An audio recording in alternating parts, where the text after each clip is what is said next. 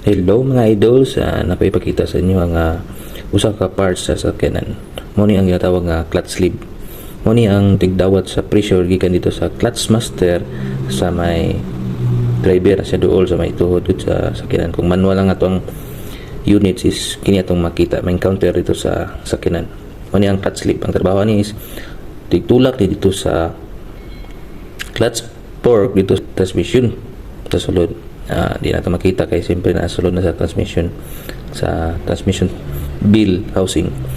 Muna siyang clutch rod sleeve niya, muna ang clutch boots niya, diri silalom kita na ito na nga siya clutch piston and clutch rubber cap sa sulod yan ay spring dito na pagtulak mo balik ba siya plastar.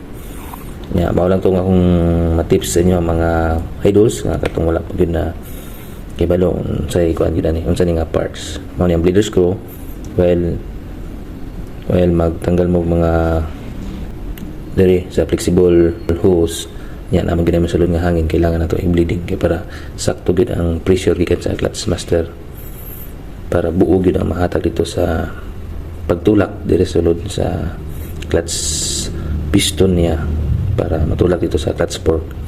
Every kambyada nimo primera, segunda, tercera, kwarta kini gid siya ang molaro kay dili man mosulod ng ato ang kambyada kung wala mo agi na ni. Pero automatic ra pud siya mo kambyada kay automatic man transmission kini kay pang manual man gini mga idols. Ug mao lang to akong ma-tips sa inyo mga idols kuni ang clutch sleeve assembly. Salamat sa pagtanaw. Babu!